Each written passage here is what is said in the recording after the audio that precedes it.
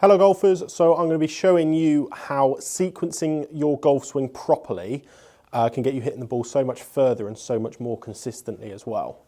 So when we talk about sequencing our downswing, there's a sequence rule that we follow called the kinematic sequence, which some of you may be familiar with. And the idea of the kinematic sequence is that we want to be sequencing our downswing in a way that produces maximum amount of power, maximum amount of efficiency in the club head. Okay, the reason we want to be following it, as we said, is because it's an efficient move.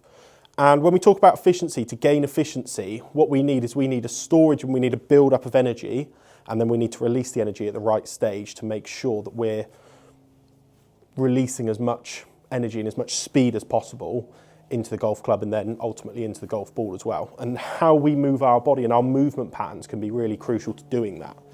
So the idea of the kinematic sequence is that from the top of our swing, we need to be basically, a good way to think about it is we're working from the ground upwards. Okay, so there's four parts we look at in the kinematic sequence. We look at our pelvis, we look at our torso, we look at our lead arm, and then we look at our club. Okay, so they're the four key stages in the kinematic sequence. So obviously at the top of our swing, we get to a static position where we change direction. For a moment in time there, we're static. Okay, so we've basically got to start again.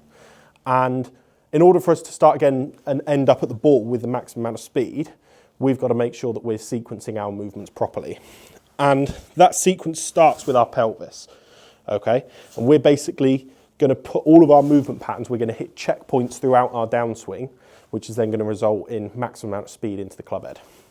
So from the top of our swing, where we see people get a little bit confused is they lead with their top half, they lead with their torso, or they can lead with their arms, which gets their hand path outside of the plane line, means that there's going to be manipulations having to happen. In a word, it's not an efficient move. So from the top of our swing, we need to be sequencing our downswing with our pelvis, okay? What comes next after the pelvis is the torso, okay? So once the torso starts to turn and starts to rotate, we're building up energy and we're building up speed and we're storing that energy. We then need to transfer it into our torso, okay?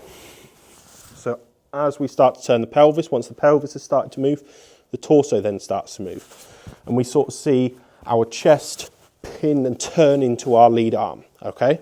So it's that position there at the top, and it almost feels like our hands and our club still stay static at the top of our swing. So we've gone through those first two checkpoints. We've started by building up the speed in the pelvis. We've then transferred that speed and that energy into our torso. We've then got to go into our next checkpoint, which is the arms, okay? So it's the drop of the arms and it's the initiating the downswing movement with the arms, okay? So there we've got those three stages, those three checkpoints. We're going through each one of those checkpoints to gain a maximum amount of speed that we can. So from the top, pelvis, torso, arms, and then the last bit, once we've gone through all three of those checkpoints and we've stored up as much energy as we possibly can, we've then got to release that energy into the club so it can then be transferred into the golf ball. So that's where we see our braking force happen and everything stall out, so that then all of that energy, all that speed goes into the club head, and then ultimately the club head fires through. So that impact, we see a really high peak speed in our club head, okay? So our club head speed is peaking out as high as possibly can. And we're doing that by creating that speed from all of our different body parts. We're not just creating speed with our arms, we're not creating speed with our arms and our torso. We're creating speed with our pelvis, our torso, our lead arm, and then eventually the club head. So in order to display this, there's a really good tab we can have a look at on our Gears Golf system. We can have a look at our kinematic sequence graphs. So I'm going to pull up the graph here of a PGA Tour player, PGA Tour winner, and we're going to have a little look here at where his speeds peak, okay? So on this graph, we've got the yellow line, which indicates the pelvis. We've got the blue line, which indicates the rib cage, the pink line, which indicates the arm, and then the orange line, which indicates the club. Now, on this graph, the first one we're going to have a look at, we're going to work in order, we're going to have a look at where the pelvis speed peaks and how it peaks, okay? So as you look at this graph, you can see we've got that lower peak. The lowest peak of them all is in the pelvis, because that's where we've started from that static position, okay? We've gone up to the top, we've changed direction, so we've come from that place in time where we are static, and we've built up the speed again, hence why it's low. Then we've got the rib cage, which peaks a little bit higher than that, okay? That's because we've got speed that's being organically created from solely turning and solely unwinding the rib cage, but we've also got the energy in there from the pelvis, okay? So the line peaks a little bit higher. Then lastly, we've got the pink peak, which is the arm. So again, that's going to peak a little bit higher because we've got the speed that's been organically created from unwinding and letting the arm work. And then we've also got the energy that's been stored from the rib cage and from the pelvis.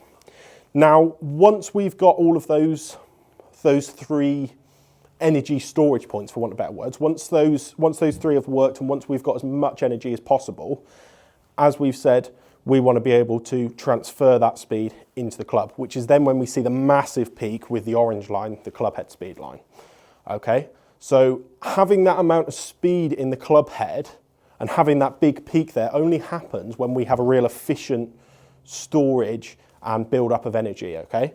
So because those lines and those body parts have peaked in speed in those points in time, that's meant that we can have a maximum amount of output into the golf club, okay?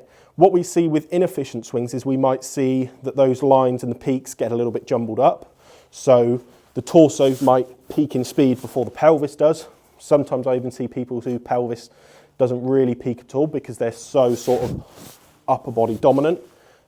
And then as a result of that, we see that orange line get lower than it should be. We don't see that big sort of kick up in the club head speed line where everything starts to break and then all of a sudden we've got that big braking force which then transfers all that energy, all that speed into the club head, which then fires it through. It's no good having the speed in our body at impact. We need that amount of speed to be in the final part of the checkpoint, in the final part of that sequence, which is in the club head, so ultimately it can go into the ball.